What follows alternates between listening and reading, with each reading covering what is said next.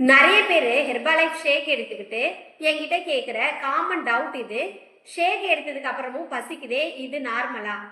இங்கே தான் confusion start ஆகுது. அது என்னன்னு பார்க்கறதுக்கு முன்னாடி நம்ம சேனலை மறக்காம சப்ஸ்கிரைப் பண்ணிக்கோங்க. ஹங்கர்னா உங்க பாடிக்கு உண்மையிலேயே சாப்பாடு தேவை. வயிறு காலியா ஃபீல் ஆகும், டயர்டா இருக்க மாதிரி இருக்கும். இதுவே கிரேவிங்னா உங்க பாடிக்கு பசி இல்லை, மைண்ட் டேஸ்ட் தான் கேட்கும். ஸ்வீட் சாப்பிடலாமா, ஸ்நாக்ஸ் சாப்பிடலாமான்னு தான் தோணும். ஹெர்பாலைஃப் ஷேக் உங்க பாடிக்கு தேவையான நியூட்ரிஷனை கொடுக்கும். அதனால உண்மையான ஹங்கர் சாட்டிஸ்ஃபை ஆகும். இதுவே நீங்க ஷேக் எடுத்ததுக்கு அப்புறமும் கொஞ்சம் சாப்பிடலாம் அப்படின்னு தோணுதுன்னா அது ஹங்கர் கிடையாது, ஹேபிட் கிரேவிங்ஸ் தான். வெயிட் லாஸ்ல ஷேக் ப்ராப்ளம் இல்லை, இந்த கன்ஃபியூஷன் தான் ப்ராப்ளம். ஹங்கரை லிசன் பண்ணுங்க, கிரேவிங்ஸை இக்னோர் பண்ண கத்துக்கோங்க.